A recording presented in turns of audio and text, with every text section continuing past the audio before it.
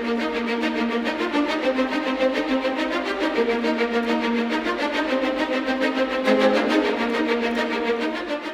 adalah WBCQ, menghadirkan radio World's Last Chance kepada Anda dari Monticello, Maine, Amerika Serikat.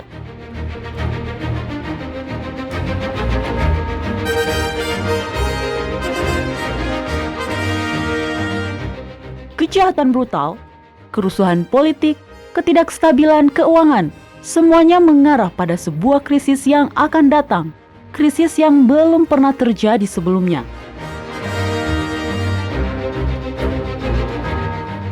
Tetaplah bersama Radio World's Last Chance untuk belajar cara Anda dapat bersiap secara rohani menghadapi apa yang berada di depan. Radio WLC mempersiapkan orang untuk menyambut Sang Juru Selamat yang segera kembali. Halo, selamat bergabung di Radio WLC bersama saya Mario Nugraha selaku pembawa acara Anda, dan telah hadir di sini rekan saya Doni Alexander. Halo para pendengar, kami senang Anda bisa bergabung kembali bersama kami hari ini. Ya, sekedar informasi, di Radio WLC kami tidak merujuk kepada Sang Pencipta dengan menggunakan gelar-gelar umum seperti Tuhan atau Allah. Dalam terjemahan modern kitab 1 Korintus pasal 8 ayat 5 dan 6 dikatakan, sebab sungguh pun ada apa yang disebut Allah baik di sorga maupun di bumi, dan memang benar ada banyak Allah dan banyak Tuhan yang demikian, namun bagi kita hanya ada satu Allah saja, yaitu Bapa, yang daripadanya berasal segala sesuatu dan yang untuk Dia kita hidup, dan satu Tuhan saja, yaitu Yesus Kristus, yang olehnya segala sesuatu telah dijadikan dan yang karena Dia kita hidup. Nah, untuk membedakan Sang Pencipta dengan Allah lain yang banyak dan Tuhan lain yang banyak ini, kami selalu merujuk kepadanya dengan menggunakan nama pribadinya, yaitu Yahwa atau biasa disingkat Yah. Para pendengar sekalian, baru-baru ini kami menyiarkan sebuah program mengenai janji yang penuh kuasa yang ada di dalam nama ilahi. Nah, bila Anda melewatkan program tersebut, silakan kunjungi website kami dan pilih bahasa Indonesia. Lalu carilah program yang berjudul Janji yang Paling Kuat di Alam Semesta.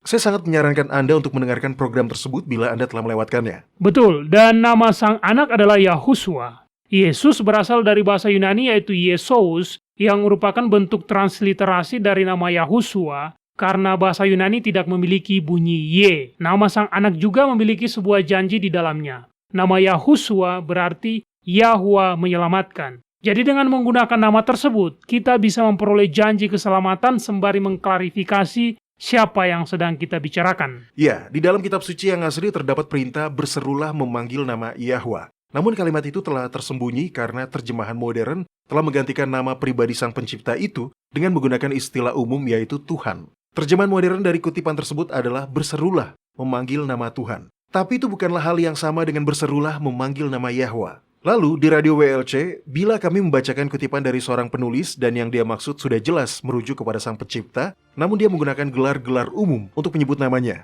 maka kami akan menggantikan gelar-gelar yang digunakan itu dengan nama ilahi yang sebenarnya. Karena menurut kami itu adalah hal yang sangat penting. Baiklah, topik yang telah disediakan oleh Doni pada hari ini adalah topik yang sedikit kelam. Sebenarnya saya lebih suka menyebarkan kebenaran karena kebenaran adalah hal yang lebih kuat dibanding ajaran salah. Menyebarkan kebenaran adalah hal yang lebih baik ketimbang membahas ajaran salah. Namun, terkadang kebenaran yang ingin kita sebarkan itu adalah kebenaran yang sangat jelas dan kuat, namun juga sangat tajam. Seperti yang dikatakan di dalam kitab Ibrani pasal 4 ayat 12. Sebab firman Yahwa hidup dan kuat dan lebih tajam daripada pedang bermata dua manapun. Ia menusuk amat dalam sampai memisahkan jiwa dan roh, sendi-sendi dan sumsum. Ia sanggup membedakan pertimbangan dan pikiran hati kita. Begitulah pendapat saya mengenai topik pembahasan kita pada hari ini, Doni. Ya. Mungkin topik ini akan terasa seperti serangan personal terhadap keyakinan Anda, tapi sebenarnya tidak seperti itu. Ini hanyalah informasi penting yang telah kami dapatkan dan kami merasa bertanggung jawab untuk menyampaikannya kepada para pendengar sekalian. Iya, betul Mario. Dan saya juga ingin memberikan sedikit pesan tambahan kepada para pendengar. Tolong dengarkanlah program ini dengan pikiran terbuka. Anda tidak mesti langsung mempercayai kami. Tapi izinkanlah kami untuk memberikan pembahasan yang bisa menjadi titik landasan Anda untuk mempelajarinya secara pribadi nanti. Pembukaan kitab Yehezkiel pasal 33 memberikan sebuah peringatan yang menarik. Nah, Mario, tolong bacakan karena itu adalah peringatan yang harus kita tanggapi secara serius. Peringatan yang saya maksud itu ada di dalam ayat 2 hingga 5. Baiklah, Doni. Nah, ini dia, saya sudah mendapatkan kutipannya. Dalam kitab Yehezkel pasal 33 dikatakan, "Hai anak manusia, berbicaralah kepada teman-teman sebangsamu dan katakanlah kepada mereka, kalau aku mendatangkan pedang atas sesuatu negeri, dan bangsa negeri itu mengambil seorang dari antara mereka dan menetapkan dia menjadi penjaganya, dan penjaga ini melihat pedang itu datang atas negerinya lalu meniup sangkakala untuk memperingatkan bangsanya. Kalau ada seorang yang memang mendengar suara sangkakala itu, tetapi dia tidak mau diperingatkan, sehingga sesudah pedang itu datang dia dihabiskan, darahnya tertimpa kepadanya sendiri. Dia mendengar suara sangkakala, tetapi dia tidak mau diperingatkan, darahnya tertimpa kepadanya sendiri. Kalau dia mau diperingatkan, dia menyelamatkan nyawanya. Sebaliknya penjaga yang melihat pedang itu datang, tetapi tidak meniup sangkakala dan bangsanya tidak mendapat peringatan, sehingga sesudah pedang itu datang seorang dari antara mereka dihabiskan. Orang itu dihabiskan dalam kesalahannya, tetapi aku akan menuntut pertanggungan jawab atas nyawanya dari penjaga itu." Dan itulah posisi kami para pendengar. Kami tidak ingin menyerang siapapun. Kami tidak mencoba untuk menyinggung atau menghina siapapun. Hanya saja kami telah mendapatkan beberapa pengetahuan yang menurut kami harus diinformasikan supaya menjadi peringatan bagi semua orang. Apa yang akan Anda lakukan dengan informasi tersebut? Iya, itu terserah kepada Anda. Tepat sekali. Baiklah para pendengar sekalian, pada program hari ini, Doni akan membagikan beberapa informasi yang telah dia temukan mengenai para Yesuit. Nah, guru piano anak saya adalah seorang penganut Katolik. Dia sering membicarakan mengenai pendeta di gerejanya yang ternyata seorang Yesuit, dan dia sangat menyukai pendeta tersebut. Nama pendeta itu adalah Bapak Yohanes, dan dia selalu membahasnya sepanjang waktu. Menurut saya, banyak orang yang sangat meninggikan para Yesuit, karena memang mereka memiliki reputasi yang sangat baik dalam bidang pendidikan. Para misionaris mereka telah melanglang ke seluruh penjuru bumi. Namun sebenarnya mereka bukanlah orang yang ramah yang disukai oleh semua orang. Sepertinya identitas mereka telah disalahpahami. Ya, tepat sekali Mario. Faktanya, itu mengingatkan saya pada sebuah kisah yang pernah saya baca mengenai seorang pria bernama Sen Weigut.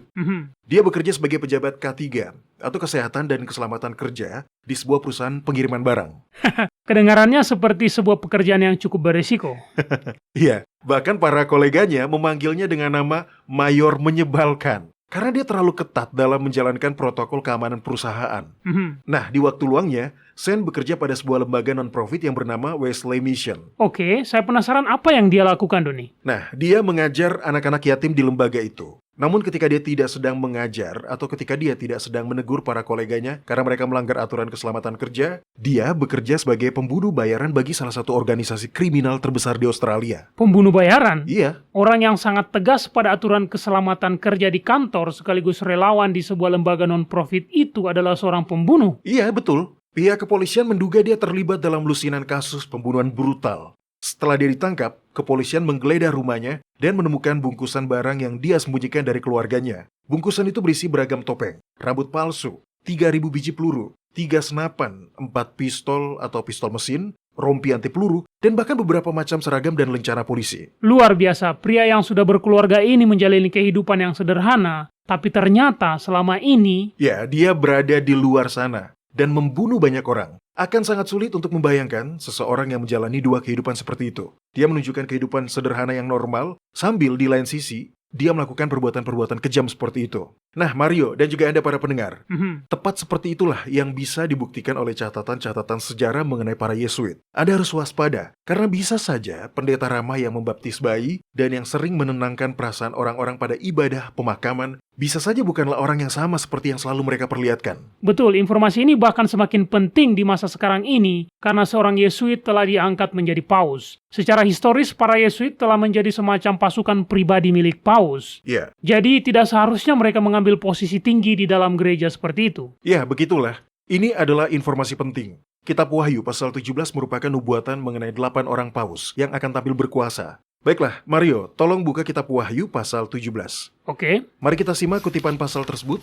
Raja atau paus ke-8 yang disebutkan di dalamnya digambarkan muncul dari dalam jurang maut. Nah, ini berarti bahwa setan akan mengendalikan dan mengarahkan raja atau paus terakhir tersebut dalam sebuah tahapan yang belum pernah terjadi sebelumnya. Baiklah, ayat berapa yang harus saya bacakan, Doni? Kitab Wahyu pasal 17 ayat 8, 10, dan 11. Baiklah, dalam kitab Wahyu pasal 17 ayat 8, 10, dan 11 dikatakan, "Adapun binatang yang telah kau lihat itu telah ada namun tidak ada. Dia akan muncul dari jurang maut dan dia menuju kepada kebinasaan. Ketujuhnya adalah juga 7 raja. 5 diantaranya sudah jatuh, yang satu ada dan yang lain belum datang. Dan jika dia datang, dia akan tinggal seketika saja. Dan binatang yang pernah ada dan yang sekarang tidak ada itu, dia sendiri adalah raja ke-8, dan namun demikian satu dari ke-7 itu, dan dia menuju kepada kebinasaan. Di hari-hari ke depan, Raja atau Paus ke-8 itulah yang akan melakukan perang yang paling sengit dengan para pengikut Yahwa. Raja atau Paus ke-8 itu akan mempromosikan hari Sabat Roma yang palsu, yaitu hari Minggu,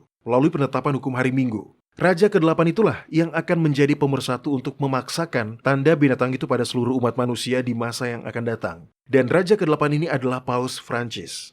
Sekarang ini kita tidak memiliki cukup waktu untuk membahas keseluruhan nubuatan mengenai ini dan menjelaskan mengapa nubuatan tersebut membuktikan bahwa Paus Francis lah yang dimaksud dengan Raja ke-8 itu. Tapi kita akan membahasnya di program-program Radio WLC berikutnya. Ya, sudah tidak mengejutkan lagi bagi setan untuk memilih salah seorang anggota Yesuit untuk menjadi paus terakhir dalam sejarah. Semua orang yang mengetahui sejarah para Yesuit akan tahu bahwa para Yesuit dikenal sebagai bagian yang paling brutal, mengerikan, dan paling menipu di antara keseluruhan tatanan kepausan. Bukan hanya itu, tapi sejak mereka terbentuk di abad ke-16, mereka telah membuat semua pemerintahan yang mereka datangi menjadi rusuh, lalu menempatkan orang-orang mereka sendiri sebagai pemegang kekuasaan pemerintahan tersebut. Baiklah, mari sejenak kita sempatkan waktu untuk memberikan ulasan singkat mengenai sejarah para Yesuit itu untuk para pendengar kita pada hari ini. Ya, Ada sebuah alasan mengapa mereka sangat terlibat di dalam bidang akademik dan bahkan bidang sains. dan alasan tersebut adalah agar mereka bisa mengendalikan informasi dan pengaruh para calon pemimpin generasi berikutnya. Ya, itulah tujuan mengapa kelompok mereka itu dibentuk. Pada tahun 1500-an, gerakan reformasi betul-betul telah menjadi begitu kuat. Seluruh negara telah menganut agama Protestan. Serikat Yesuit pun dibentuk dengan tujuan khusus untuk menghapuskan agama Protestan.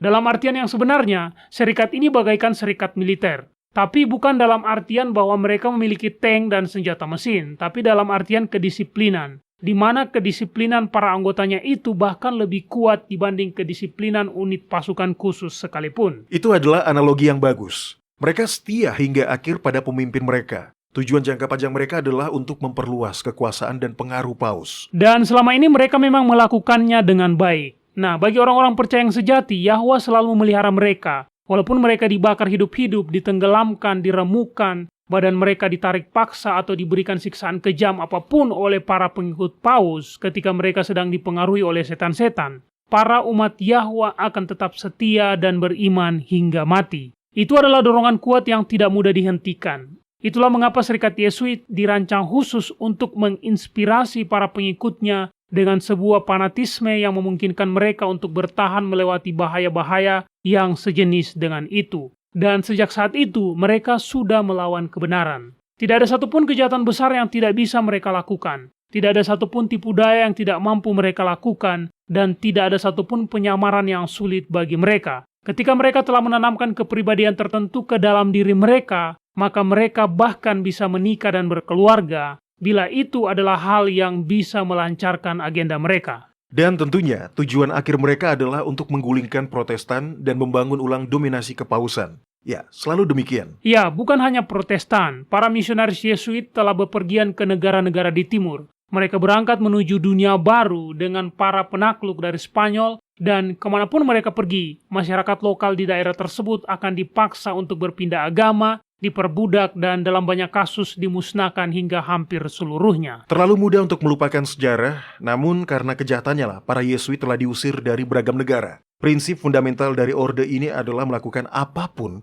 untuk mendapatkan hasil yang diinginkan. Jadi, berbohong, melakukan sumpah palsu, dan membunuh, bagi mereka semua itu bukan hanya hal yang bisa dimaafkan, tapi juga merupakan hal yang layak dipuji bila itu bisa memajukan agenda paus. Iya, cara-cara seperti itulah yang mereka lakukan sehingga mereka bisa terjun ke dunia politik dan mengarahkan kebijakan-kebijakan banyak negara. Mereka telah menjadi pelayan, menjadi mata-mata. Mereka membangun kampus-kampus dan universitas-universitas hanya untuk membentuk pola pikir orang-orang terbaik yang mereka utus untuk belajar di sana. Menarik untuk membaca sejarah penyebaran para Yesuit, karena kemanapun mereka pergi, maka di situ pula lah paham Katolik kembali muncul. Seorang paus bahkan memerintahkan tindakan keras untuk membangkitkan ulang inkuisisi. Ya, itulah mengapa si iblis telah menyusun segala hal untuk memastikan agar paus ke-8, sekaligus yang terakhir adalah seorang Yesuit. Karena menurut nubuatan, persekusi akan kembali terjadi. Benar. Baiklah, para pendengar sekalian, kita akan rehat sejenak. Jangan kemana-mana, kami akan segera kembali.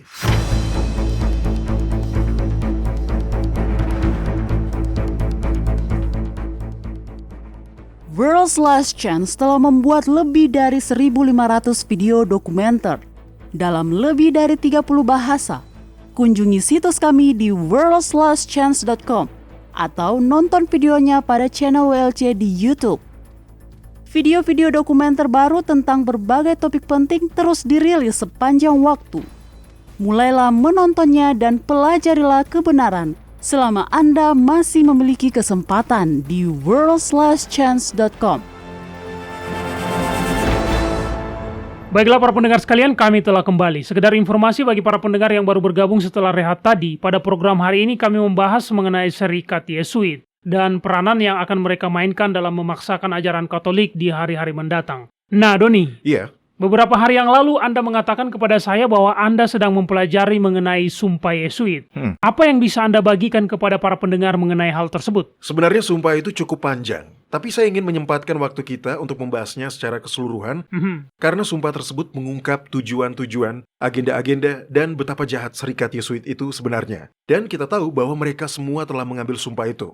Ini adalah hal yang sangat suram, betul-betul kelam. Mereka bahkan tidak ragu untuk melanggar hukum bila itu bisa memajukan agenda mereka. Nah, mari kita mulai dengan membacakan gambaran upacara di mana seseorang yang telah diterima di dalam jajaran Yesuit mengambil sumpah. Oke. Kutipan ini diambil dari buku The Suppressed Truth About the Assassinations of Abraham Lincoln oleh Burke McCarthy. Nah, di halaman 21-23. Silakan dibacakan paragraf pertamanya, Mario. Baiklah, di dalamnya dikatakan, ketika seorang Yesuit berpangkat rendah ingin dinaikkan pangkatnya, maka dia akan diperintahkan untuk masuk ke dalam kapel biara serikat di mana hanya ada 3 orang lain selain dia yang hadir di sana. Penanggung jawab atau pimpinannya akan berdiri di depan altar. Di masing-masing sisi altar tersebut terdapat seorang biarawan yang berdiri dan salah seorang biarawan itu memegang sebuah panji berwarna kuning dan putih yang merupakan lambang warna kepausan, dan biarawan yang satunya lagi memegang panji berwarna hitam dengan gambar pisau belati dan palang merah di atas sebuah tengkorak dan tulang yang bersilang dengan kata INRI, dan di bawahnya terdapat kata Iustum Necar Reges Impious. Kata-kata tersebut berarti adalah dibenarkan untuk memusnahkan atau melenyapkan raja-raja, pemerintahan-pemerintahan, penguasa-penguasa yang jahat atau sesat. Ingat, Paus yang sedang menjabat sekarang juga pernah melewati upacara ini. Lalu kemudian sang pemimpin akan memberikan kepada kandidat tersebut sebuah salib berwarna hitam dan sebuah pisau belati. Kandidat tersebut kemudian memegang dan meletakkan salib tersebut di dadanya, sembari mengambil pisau dan mengarahkan bagian tajamnya ke jantungnya sendiri, dengan tangan sang pemimpin tetap memegang gagang pisau tersebut.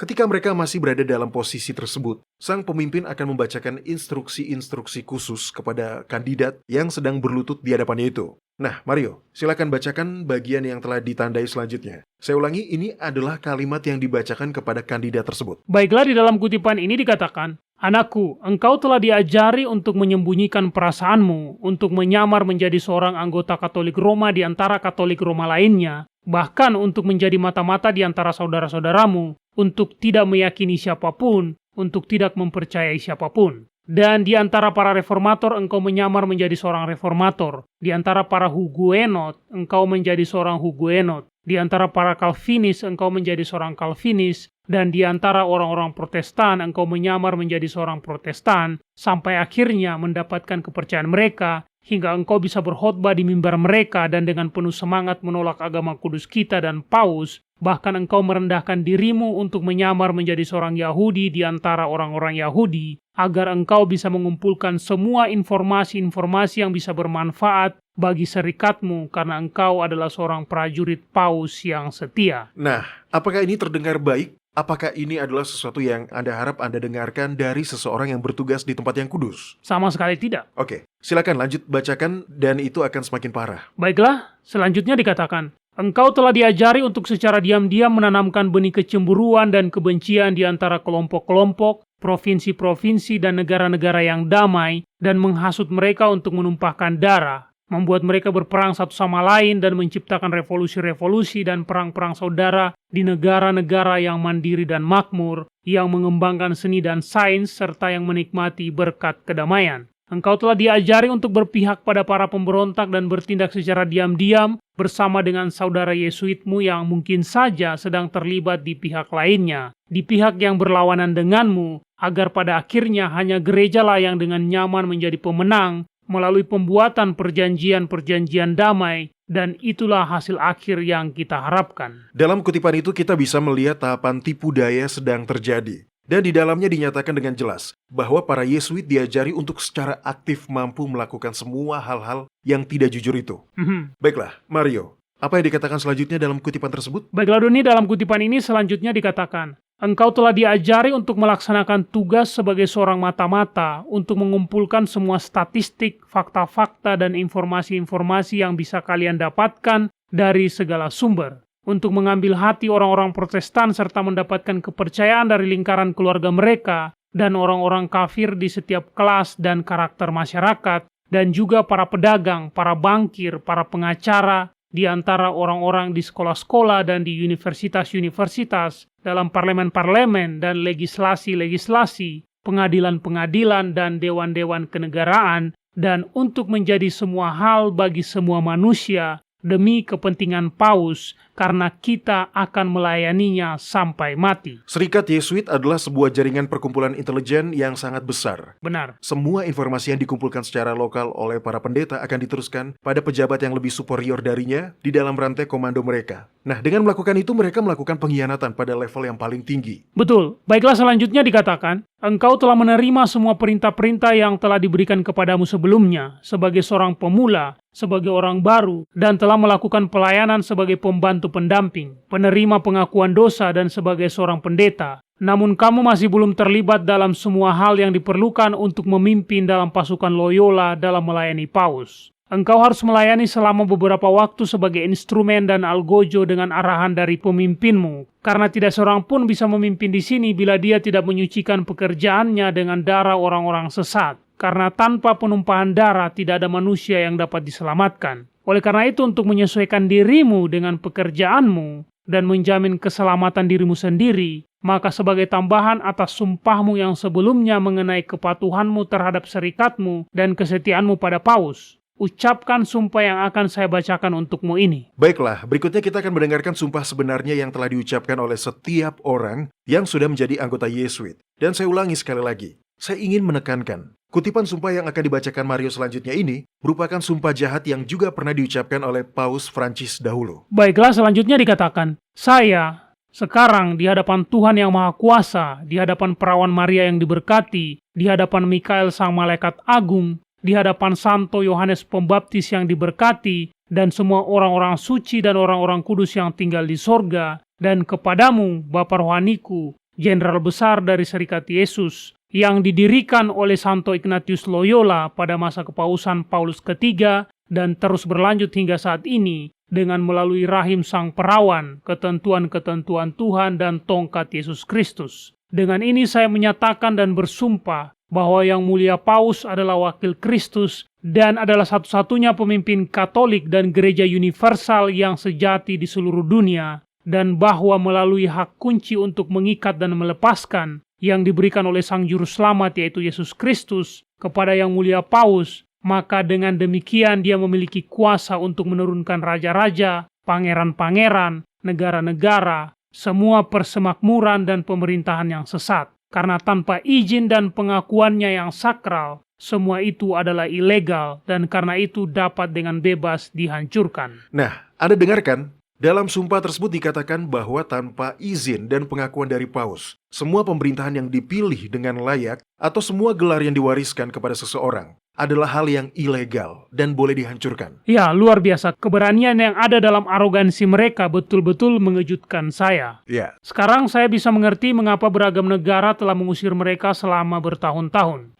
Baiklah, lalu sumpah itu dilanjutkan seperti ini. Oleh karena itu, dengan seluruh kekuatan yang saya miliki, saya harus dan akan melindungi doktrin dan adat yang mulia ini dari semua orang yang ingin merebutnya, baik orang-orang sesat ataupun otoritas-otoritas Protestan manapun, khususnya Lutheran yang ada di Jerman, Belanda, Denmark, Swedia, dan juga otoritas dan gereja-gereja palsu di Inggris dan Skotlandia yang ada pada saat ini, dan cabang-cabang dari otoritas atau gereja yang sama yang pada saat ini telah dibentuk di Irlandia dan di benua Amerika dan dimanapun. Dan para penganut agama apapun yang ingin merebut kekuasaan paus dan menentang gereja induk Roma. Dengan ini saya menyangkal dan menolak untuk patuh pada raja-raja yang sesat, pangeran-pangeran atau negara-negara Protestan atau liberal di mana saja, dan saya menolak untuk patuh pada semua hukum, hakim-hakim dan pihak-pihak yang berwenang. Para Yesuit hanya setia pada satu hal, yaitu paus. Bangsa-bangsa di mana mereka hidup, para pemerintahannya, juga hukum-hukumnya adalah hal yang hina bagi mereka. Iya, itu betul. Nah, sumpah ini masih berlanjut. Selanjutnya dikatakan, selanjutnya saya nyatakan bahwa ajaran gereja Inggris dan Skotlandia, Calvinis, Huguenot, dan golongan lain dari agama Protestan atau liberal sebagai hal yang layak dikutuk, dan orang-orang yang tidak meninggalkan semua itu pun juga layak untuk dikutuk. Bila Anda sudah menghinakan keyakinan orang lain, maka akan sangat mudah untuk menganiaya mereka karena dalam pikiran Anda, mereka sudah tidak dianggap lagi sebagai manusia. Ya, lalu yang dikatakan dalam sumpah itu selanjutnya adalah, selanjutnya saya nyatakan bahwa saya akan mendukung dan mengawasi agen-agen yang mulia yang juga ada dimanapun saya berada nantinya. Di Swiss, di Jerman, di Belanda, di Denmark, di Swedia, di Norwegia, di Inggris, di Irlandia atau Amerika, atau di kerajaan atau wilayah manapun yang harus saya datangi nanti. Dan dengan segenap daya dan upaya, saya akan memusnahkan ajaran-ajaran Protestan atau liberal yang sesat, dan untuk memusnahkan semua kekuasaan atau hukum-hukum mereka. Ini penting, karena di dalam sumpah tersebut dikatakan bahwa paus memiliki agen-agen. Dan saya beritahukan kepada Anda, mereka telah menyusup di mana-mana. Iya, saya ingat beberapa tahun yang lalu saya pernah membaca bahwa sebuah tanda akan diberikan bila para Yesuit telah berhasil menyusupi semua gereja di Amerika. Tanda itu adalah bahwa Presiden Amerika terpilih selanjutnya akan mengambil sumpah kepresidenannya di anak tangga di bagian barat gedung pemerintahan Amerika Serikat. Bukankah memang selalu seperti itu, Mario?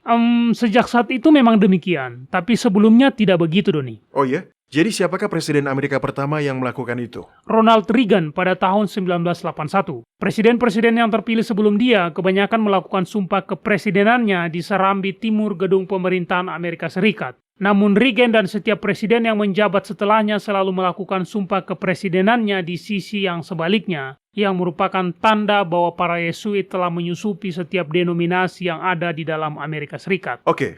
Itu memang sesuai dengan agenda mereka. Benar. Baiklah, Mario, tolong lanjut bacakan sumpah tersebut. Apalagi yang dikatakan di dalamnya? Baiklah, dalam sumpah ini selanjutnya dikatakan, dengan ini selanjutnya saya bersumpah dan menyatakan bahwa meskipun saya harus terpaksa untuk menganggap agama saya sesat, namun demi propaganda kepentingan gereja utama, saya akan menjaga kerahasiaan dan privasi para agennya dari waktu ke waktu, karena mereka bisa mempercayakan itu kepada saya dan bahwa saya tidak akan membocorkannya secara langsung atau tidak langsung dengan lisan, tulisan, atau kondisi apapun. Tapi saya akan melaksanakan semua hal yang telah diajukan, yang telah ditugaskan atau ditunjukkan kepadaku oleh engkau, Bapa rohaniku, atau oleh perjanjian sakral ini. Nah, dengan kata lain, dalam sumpah itu dikatakan bahwa bila mereka harus berpura-pura untuk percaya bahwa gereja Katolik adalah gereja yang sesat, maka mereka akan melakukannya bila itu bisa membantu mereka untuk memajukan kepentingan gereja. Dan mereka bersumpah bahwa mereka tidak akan pernah memperlihatkan kepada siapa mereka sebenarnya mengabdi.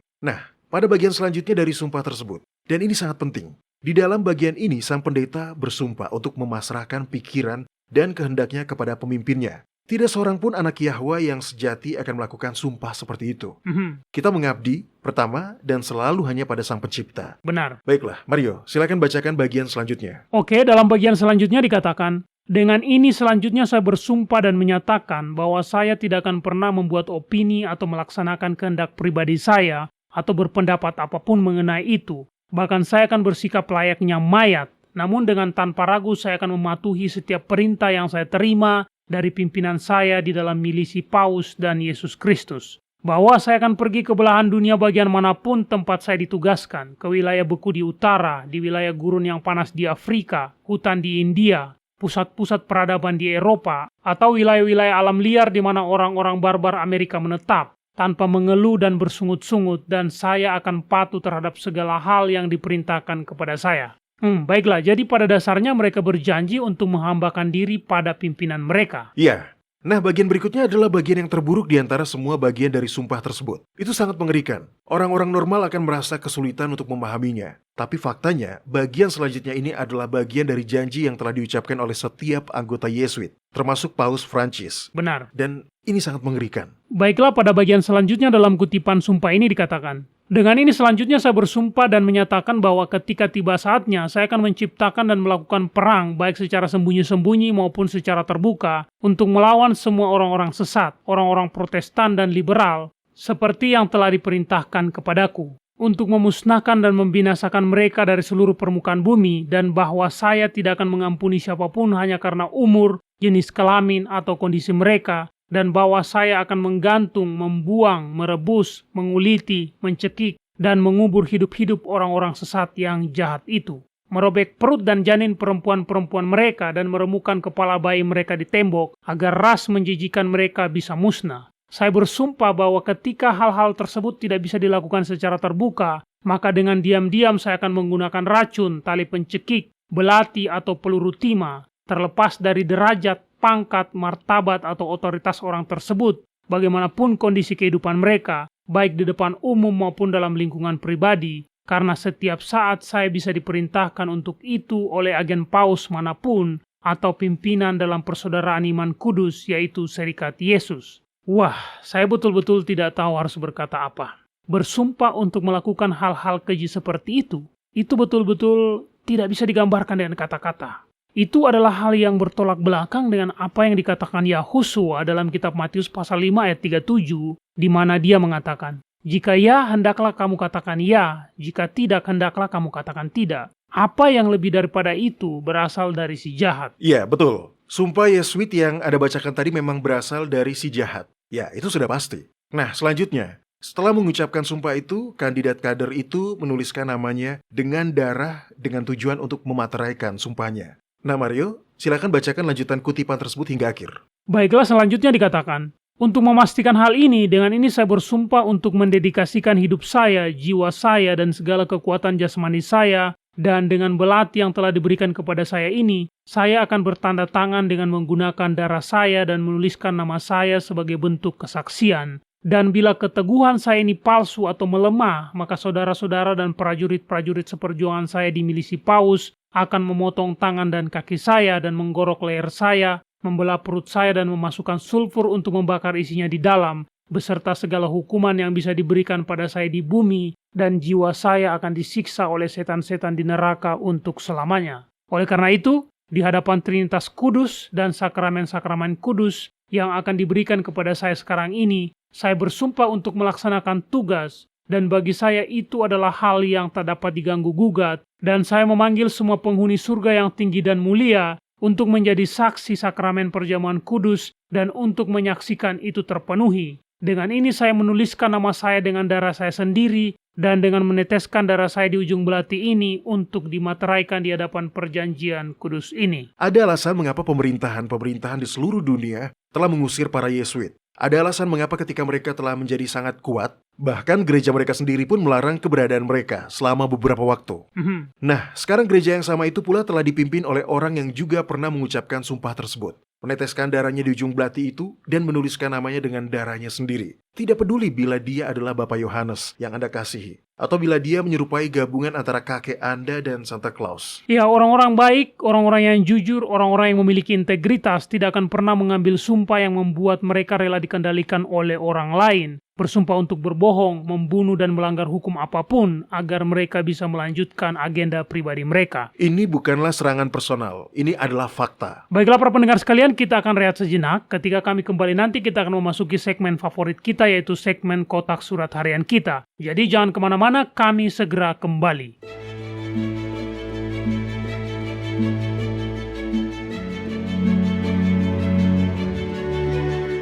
Anda mendengarkan radio World's Last Chance di WBCQ yang mengudara pada gelombang 31 meter di frekuensi 9330 kHz. Radio World's Last Chance mempersiapkan orang untuk menyambut Sang Juru Selamat yang segera kembali.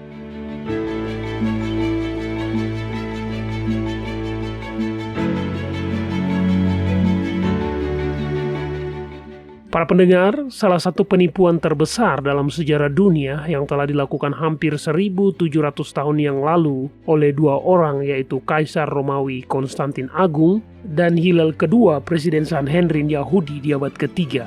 Tindakan-tindakan yang dilakukan oleh kedua orang ini terus-menerus mempengaruhi seluruh dunia hingga hari ini. Setiap orang dari setiap bangsa, termasuk setiap agama, telah dipengaruhi oleh tindakan-tindakan mereka.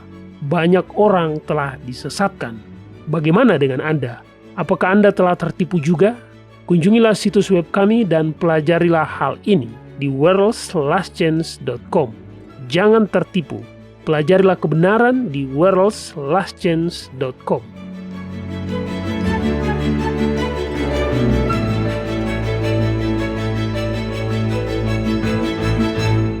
Jika Anda sudah berkomitmen untuk beribadah kepada Yahwa pada hari Sabat kudusnya yang ditentukan dengan kalender lunisolarnya yang ditetapkan pada masa penciptaan, World's Last Chance memiliki aplikasi yang dapat Anda gunakan baik di komputer maupun di smartphone Anda.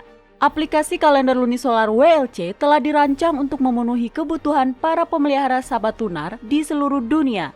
Kunjungilah website kami di worldslastchance.com. dan mulailah menggunakannya hari ini. Anda dapat mengaksesnya secara online dan mengunduhnya ke perangkat Anda atau bahkan memasangnya di website Anda sendiri.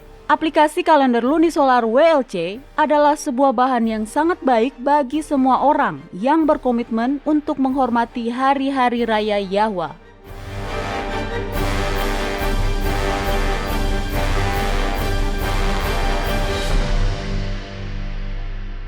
Baiklah, saya akan langsung membacakan pertanyaan yang telah kami terima. Nah, Doni, salah seorang pendengar kita yang bernama Sahid di kota Patna, India, mengirimkan sebuah pertanyaan yang sedikit sensitif dan mungkin sulit untuk diperbincangkan oleh sebagian orang. Oleh karena itu, saya senang dia menanyakannya dan saya juga senang karena kita mendapatkan kesempatan untuk menjawabnya di siaran kita pada hari ini. Baiklah, pertanyaan Sahid adalah, di dalam Alkitab dikatakan bahwa seorang wanita harus tunduk pada suaminya. Jadi, bagaimana saya bisa membuat istri saya melakukan hal tersebut dan menghormati saya sebagaimana seharusnya sesuai perkataan Alkitab? Pertanyaan ini tidaklah sebias yang diasumsikan orang-orang. Ada banyak pasangan di negara-negara barat yang juga mengalami masalah yang sama, karena kitab suci mengatakan bahwa laki-laki adalah kepala dari istrinya, ya kan? Apakah pertanyaan Anda itu merupakan pertanyaan yang menjebak? Karena istri saya pasti akan berkata bahwa memang saya adalah kepala keluarga, namun dia adalah leher yang akan membuat kepala tersebut berbalik ke kiri atau ke kanan. Ya, istri Anda tidak bertipe penurut kan? Baiklah, mari kita bahas hal ini. Saya tegaskan sekali lagi, ini adalah pertanyaan yang wajar, karena memang kitab suci mengatakan bahwa seorang suami adalah kepala istri. Tapi, para suami sekalian yang mendengarkan siaran radio ini, bila Anda bertanya, bagaimana caranya agar istri saya tunduk kepada saya? Maka Anda menanyakan pertanyaan yang salah. Oke. Pertanyaan yang seharusnya Anda tanyakan adalah, bagaimana caranya agar saya bisa menjadi seorang suami yang dibutuhkan oleh istri saya, agar dengan senang hati dan penuh kerelaan dia bisa menurut kepada saya? Poin yang bagus. Tugas pertama kita adalah untuk menjadi manusianya Yahwa yang terbaik, sesuai dengan yang kita bisa. Ya, benar. Oke. Mari kita buka dan bacakan kitab Efesus pasal 5. Di dalamnya kita bisa mendapatkan nasihat bagi para istri untuk menuruti suaminya. Nah, Mario tolong bacakan ayat 22 hingga 23. Baiklah, dalam kitab Efesus pasal 5 ayat 22 dan 23 dikatakan, Hai istri, tunduklah kepada suamimu seperti kepada Yahwa, karena suami adalah kepala istri sama seperti Kristus adalah kepala jemaat. Dialah sang juru selamat tubuh. Nah, para suami sekalian, jangan membaca kutipan itu dan hanya fokus pada ayat pertama saja. Ya, dalam ayat tersebut memang dikatakan bahwa suami adalah kepala dari istrinya. Ya, Anda memang merupakan kepala keluarga dan Anda harus memimpinnya. Tapi itu bukan berarti bahwa Anda adalah bos atau raja. Benar. Potongan ayat selanjutnya akan memberitahukan kita bagaimana seharusnya kita memimpin keluarga kita. Sama seperti Kristus adalah kepala jemaat dan dialah juru selamat tubuh. Iya, betul. Nah, Mario, selanjutnya tolong bacakan ayat 25. Hai suami, kasihilah istrimu sebagaimana Kristus telah mengasihi jemaat dan telah menyerahkan dirinya bagi jemaatnya. Semua pembahasan mengenai istri harus tunduk atau menurut pada suaminya harus dibahas dalam konteks ini.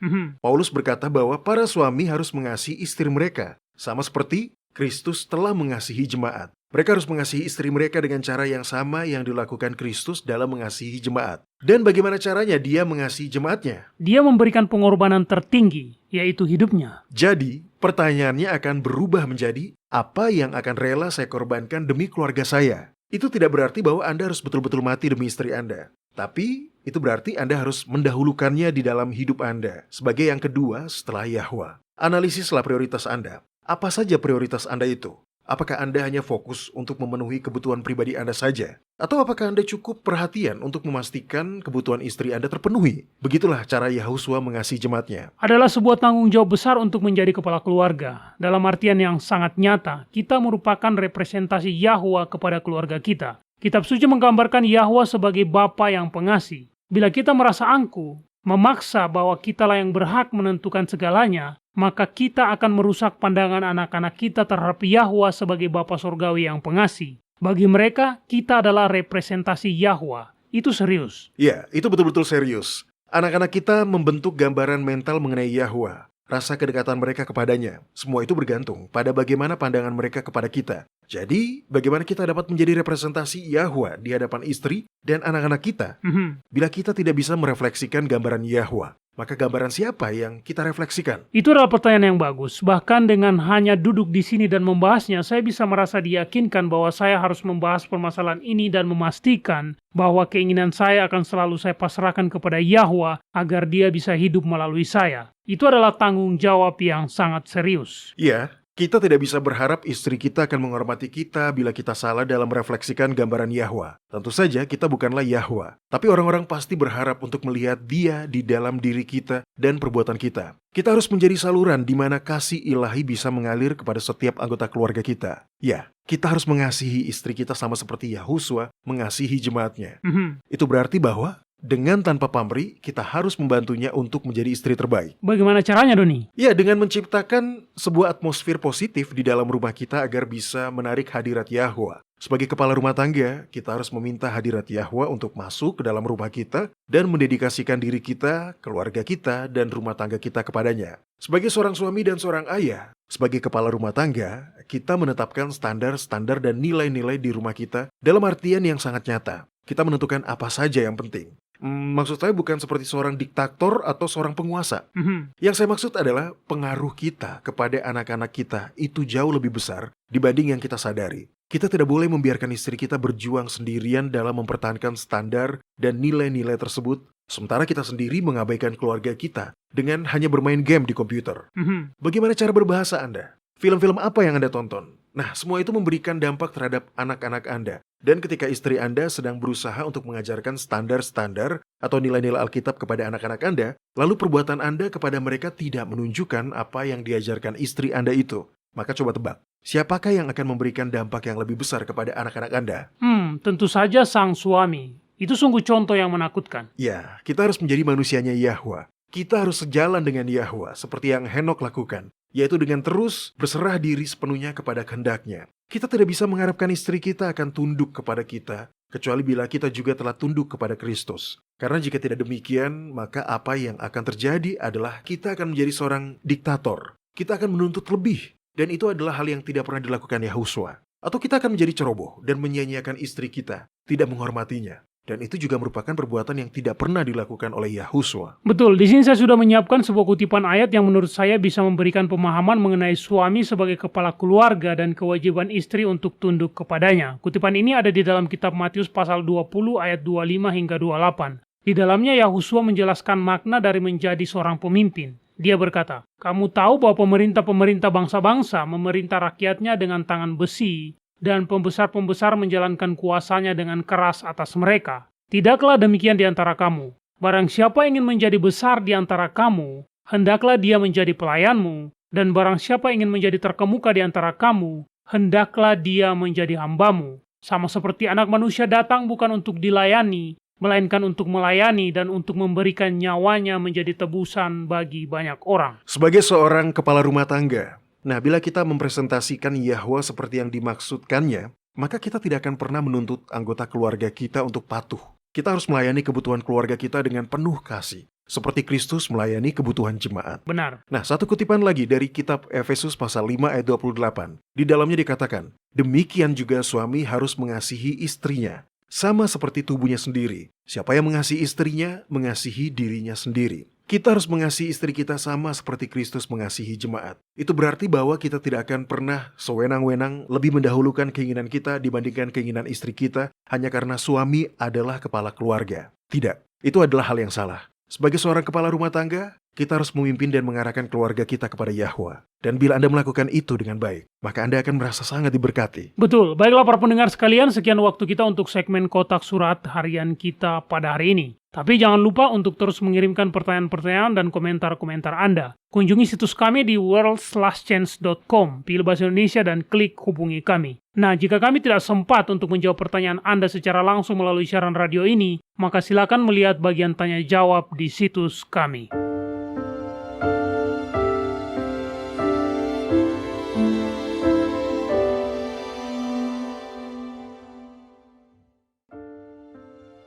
Anda menyukai apa yang Anda dengar?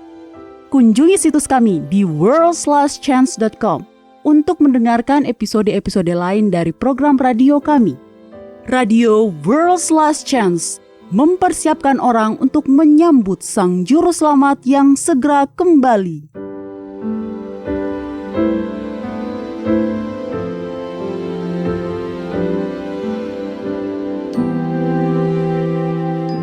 Ini adalah janji harian Anda dari firman Yahwa. Jay Martin adalah seorang wanita Kristen yang taat. Dia tinggal di Houston, Texas di Amerika Serikat. Dia juga adalah ibu yang penyayang dan pelindung dari seorang anak yang masih kecil. Pada suatu hari ada sebuah toko yang dibuka di tempat tinggal mereka yang berada di dekat sebuah sekolah dasar. Perihal yang menjadi perhatian Jay dan penduduk lain di tempat itu adalah bahwa toko tersebut menjual barang-barang yang terkait dengan sihir. Yang lebih parah, Jay dan penduduk lain telah yakin bahwa toko itu juga ternyata berfungsi sebagai dealer yang menjual obat-obat terlarang. Pada waktu itu, Jay adalah seorang anggota dari sebuah persekutuan ibu-ibu yang berkumpul bersama untuk berdoa bagi perlindungan dan kesehatan anak-anak mereka. Adanya toko seperti itu yang dibuka di sekitar tempat tinggal mereka menjadi perhatian para perempuan ini, dan juga kemungkinan obat-obat terlarang yang dijual di situ akan meningkatkan potensi tindak kejahatan terjadi di lingkungan mereka. Tidak lama kemudian, anak-anak sekolah mulai menyadari kehadiran toko itu dan memasukinya setelah jam sekolah selesai. Mereka terlihat sangat tertarik pada benda-benda unik yang dijual, benda-benda yang belum pernah mereka lihat sebelumnya. Para ibu pun memutuskan untuk melakukan sesuatu terhadap hal ini. Jay mendatangi dan berbicara kepada pemilik dari toko tersebut. Dia memberitahu pemilik toko itu bahwa penduduk di situ menaruh perhatian karena anak-anak mereka telah terpapar dengan sihir melalui tokonya. Dia kemudian bertanya kepada pemilik toko itu apakah dia mau memindahkan tokonya tersebut ke sebuah tempat yang lebih cocok dengan jenis barang yang dijualnya tersebut. Pemilik toko itu menolak. Dia berkata bahwa tidak ada yang salah dengan barang-barang jualannya dan lebih jauh lagi, dia tidak melanggar hukum manapun. Pemilik toko ini pun tidak bergeming. Jay tetap sabar. Dia kemudian menghubungi perusahaan yang menyewakan tempat di mana toko itu dibuka dan berbicara kepada agennya. Dia menjelaskan bahwa hal ini telah menjadi perhatian masyarakat dan apakah dia bisa mempertimbangkan ulang penyewaan tempat itu karena toko semacam itu berada cukup dekat dengan sekolah dasar. Para pendengar, sama seperti pemilik toko tadi, agen penyewaan ini juga tidak melihat ada alasan mengapa pemilik toko itu tidak bisa menyewa tempat itu. Jay merasa frustasi dengan peperangan rohani yang terjadi ini. Baiklah kalau begitu, dia memutuskan, kita akan mendoakan hal ini. Pada pertemuan doa selanjutnya, Jay memberitahu kepada ibu-ibu yang lain mengenai usahanya yang sia-sia dalam mengusahakan agar toko itu dipindah keluar dari lingkungan mereka. Para ibu itu telah berdoa sepanjang waktu meminta perlindungan rohani bagi anak-anak mereka, namun sekarang Jay menyarankan untuk menambahkan satu doa lagi ke dalam daftar doa mereka. Mengapa tidak mereka berdoa untuk meminta Bapa untuk mengatur kondisi agar toko itu bisa dipindahkan dari lingkungan mereka? Ibu-ibu yang lain terkejut. Tidak pernah timbul dalam pikiran mereka sebelumnya untuk menggunakan doa sebagai senjata. Tapi mereka setuju dan mulai berdoa agar Yahwa mau melakukan apa yang mereka tidak bisa lakukan, yaitu memindahkan toko itu menjauh dari anak-anak dan lingkungan mereka. Mereka sudah melakukan apapun yang mereka bisa namun tidak berhasil. Sekarang adalah waktu bagi surga untuk bertindak. Para ibu ini pun berdoa sungguh-sungguh dan mengklaim janji-janji Bapa. Dan dalam waktu 2 bulan, toko itu sudah tidak ada lagi. Para pendengar, terkadang kehidupan menghadapkan kondisi di mana kita tidak memiliki jawabannya. Ada persoalan-persoalan yang tidak ada solusinya, tetapi Yahwa memilikinya. Di dalam kitab Roma pasal 8, Paulus bertanya, "Sebab itu, apakah yang akan kita katakan tentang semuanya itu? Jika Yahwa di pihak kita, siapakah yang akan melawan kita?" Para pendengar, jika Anda memiliki masalah di dalam hidup Anda dan Anda tidak tahu cara menyelesaikannya, doakanlah. Klaimlah sebuah janji yang terkait dan mintalah teman atau keluarga Anda untuk mendoakannya juga. Di dalam kitab Matius pasal 18 ayat 19 dan 20, Sang Juru Selamat berkata, "Aku berkata kepadamu, jika 2 orang daripadamu di dunia ini sepakat meminta apapun juga, permintaan mereka itu akan dikabulkan oleh Bapa-Ku yang di sorga. Sebab di mana 2 atau 3 orang berkumpul dalam namaku, di situ aku ada di tengah-tengah mereka." Kepada kita telah diberikan janji-janji yang besar dan berharga, majulah dan mulailah mengaminkannya.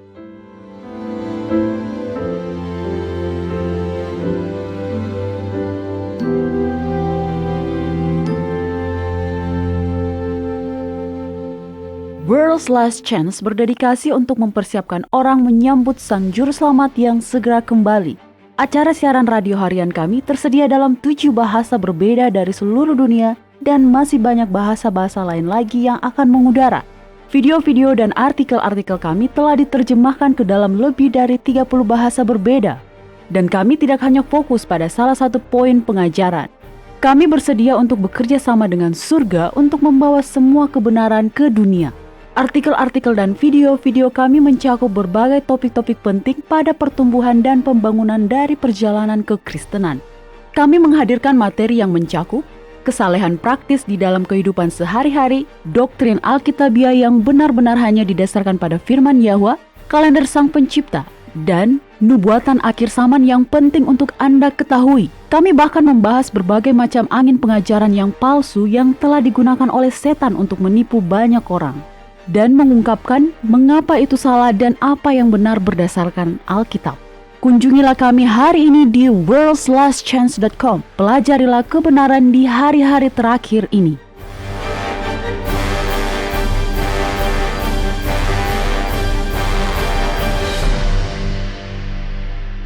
Para pendengar, seperti yang kami katakan di awal program ini, pembahasan kita pada hari ini bukanlah sebuah serangan terhadap orang-orang Katolik. Ada banyak orang percaya yang baik dan tulus di dalam Gereja Katolik Roma, tapi kami memiliki kewajiban untuk membagikan apa yang telah kami pelajari kepada semua orang. Saya tahu waktu kita untuk program hari ini sudah semakin menipis, tapi masih ada satu hal yang ingin saya bahas sebelum kita menutup perjumpaan kita untuk hari ini. Oke. Nah, setelah seorang kandidat Yesuit mengambil sumpah, dia akan diberikan serangkaian pertanyaan oleh pimpinannya. Saya telah mencetak pertanyaan-pertanyaan dan jawaban-jawaban yang ada dalam ritual tersebut. Nah, Mario, saya akan membacakan pertanyaan yang diucapkan oleh sang pimpinan, dan Anda akan membacakan jawaban kandidat tersebut, oke? Oke, mari kita bacakan. Baiklah, simak dengan baik apa yang dikatakan dalam percakapan ini, karena ini akan mengungkap banyak hal. Pertama-tama, sang pimpinan akan bertanya, "Dari manakah engkau berasal?" Dari keimanan yang kudus, "Siapa yang akan engkau layani?" Bapa Kudus di Roma, Paus, dan Gereja Katolik Universal Roma yang ada di seluruh dunia. Perhatikanlah, dia tidak bersumpah untuk melayani Yahwa. Benar. Dia bersumpah untuk melayani Paus dan gerejanya. Hanya itu yang akan dia layani. Baiklah, lalu kemudian sang pimpinan akan bertanya, "Siapa yang memerintahkan kamu?" Penerus Santo Ignatius Loyola, sang pendiri Serikat Yesus atau Serdadu-Serdadu Yesus Kristus. Nah, ini adalah poin yang menarik. Pimpinan Serikat Yesuit secara umum dikenal sebagai Paus Hitam. Jadi di sini, kandidat ini bersumpah untuk mematuhi perintah sang Paus Hitam. Oke. Lalu kemudian si pimpinan bertanya, "Siapa yang menerima engkau?" Pria terhormat yang berambut putih. "Bagaimana caranya sehingga dia bisa menerima engkau?" Dengan sebilah belati, saya berlutut di hadapan salib di bawah panji Paus dan Serikat Kudus kita. Itu aneh. Yahusua tidak pernah menuntut para pengikutnya untuk melakukan hal-hal seperti itu. Baiklah, mari kita lanjutkan. Lalu kemudian sang pimpinan bertanya, "Apakah engkau telah mengambil sumpah?" Ya, saya telah mengucapkan sumpah saya untuk menghancurkan orang-orang kafir dan pemerintahan-pemerintahan serta pemimpin-pemimpin mereka, dan untuk tidak memandang umur, jenis kelamin serta kondisi mereka, untuk menjadi layaknya seorang mayat tanpa opini atau keinginan pribadi, dan langsung mematuhi para pemimpin saya di dalam segala hal tanpa ragu atau bersungut-sungut. Apakah engkau akan melaksanakan sumpah itu? Iya, saya akan melaksanakannya. Kandidat itu betul-betul bersumpah untuk menjadi seperti mayat. Itulah perumpamaan yang mereka gunakan. Mereka harus menjadi mayat hidup, tanpa pikiran atau keinginan pribadi, melainkan hanya mematuhi keinginan pimpinan mereka, tanpa ragu atau berkeluh kesah. Lalu kemudian kandidat tersebut bersumpah untuk melakukan perjalanan ke keempat penjuru bumi. Dan ketika ditanyai apa tujuan hal tersebut, kandidat tersebut mengatakan, untuk mematuhi perintah-perintah jenderal dan pimpinan saya dan untuk melaksanakan kehendak Paus dan dengan setia memenuhi poin-poin yang saya perkatakan dalam sumpah saya. Kemudian upacara tersebut pun berakhir ketika sang pimpinan membacakan tugas besar versi Serikat Yesuit. Dia mengatakan, pergilah kamu ke seluruh pelosok dunia dan rebutlah semua wilayah atas nama Paus. Barang siapa yang tidak ingin menerimanya sebagai wakil Yesus dan sebagai perwakilannya dalam menguasai bumi, maka mereka akan dikutuk dan dimusnahkan. Ketika pertama kali tadi kita membahas topik ini, Anda telah mengatakan bahwa sumpah Yesuit ini adalah hal yang buruk, namun saya belum mengerti. Mereka tidak ditugaskan untuk menebatkan semua orang kan? Ya. Mereka diperintahkan untuk merebut semua wilayah atas nama Paus. Itu sama sekali berbeda dengan yang diperintahkan Kristus, yaitu pergilah dan ajarlah semua bangsa. Ya, betul. Karena semua hal mengenai Yesuit adalah hal yang berkebalikan dengan kasih, kesabaran, kebaikan, dan pengampunan Yahuswa. Para Yesuit itu ditugaskan untuk menguasai dunia. Nah, apa yang dikatakan Yahuswa kepada Pilatus? Kerajaanku bukan dari dunia ini. Ya, betul. Dia berkata, kerajaanku bukan dari dunia ini. Jika kerajaanku dari dunia ini, pasti hamba-hambaku telah melawan, supaya aku jangan diserahkan kepada orang Yahudi. Akan tetapi kerajaanku bukan dari sini. Nah, kerajaan Yesuit adalah dari dunia ini. Dan kita harus waspada dan mawas akan bahaya yang dibuatnya. Pada hari-hari mendatang, ketika Paus Prancis diangkat menjadi pimpinan dari satu agama dunia, maka dia akan mendapatkan kekuasaan dan pengaruh besar yang belum pernah dia dapatkan sebelumnya. Bahkan pada saat di era kegelapan pun, kekuasaannya hanya ada di Eropa. Namun pada saat sekarang ini, di hari-hari akhir ini, dia akan bertindak sebagai tangan kanan setan di peristiwa-peristiwa akhir seperti yang digambarkan dalam kitab Wahyu pasal 13.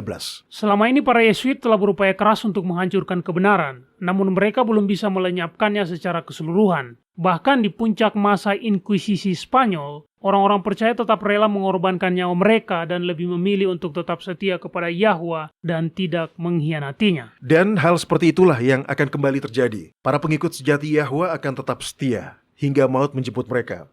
Paus Prancis dan para pasukannya mungkin akan berhasil membunuh banyak orang percaya. Tapi dia tidak akan pernah berhasil untuk memisahkan orang-orang percaya dari kasih Bapa. Amin. Itulah hal terpenting yang harus tetap kita ingat. Karena penganiayaan yang akan terjadi akan begitu buruk. Ketika Paus berkuasa, ketika tanda binatang itu telah dipaksakan dengan ancaman hukuman mati, maka satu-satunya hal yang dapat membuat kita tetap aman secara rohani adalah firman Yahwa, janji-janjinya. Kitab Mazmur adalah kitab yang bagus, khususnya pasal 15. Di dalamnya Yahwa berjanji, aku akan menyertai dia dalam kesesakan. Para pendengar, itulah janjinya. Pelajarilah itu, hafallah janji itu, bersiaplah untuk mengklaimnya. Ya, masih ada satu kutipan ayat yang juga bisa membantu kita dalam melewati hari-hari mendatang. Faktanya, akan sangat bagus bila kita bisa menghafalnya. Nah, Mario, tolong buka kitab Yesaya pasal 41 ayat 10 hingga 13. Sebagai pesan penutup, tolong bacakan kutipan ayat tersebut.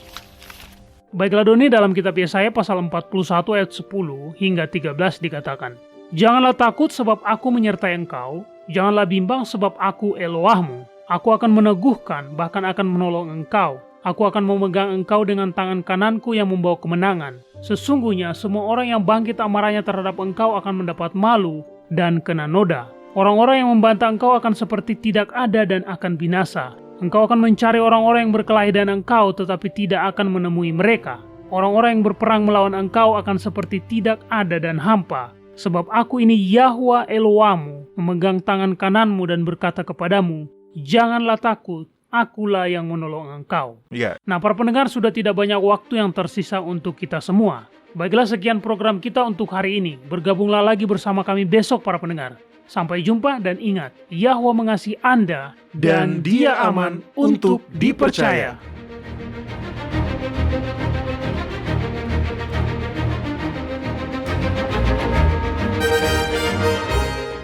Anda baru saja mendengarkan Radio WLC. Program ini serta episode Radio WLC yang lain tersedia untuk Anda unduh di situs kami.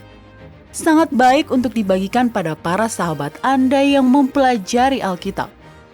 Ini juga sumber yang bagus bagi orang-orang yang beribadah kepada Yahwa sendirian atau di rumah.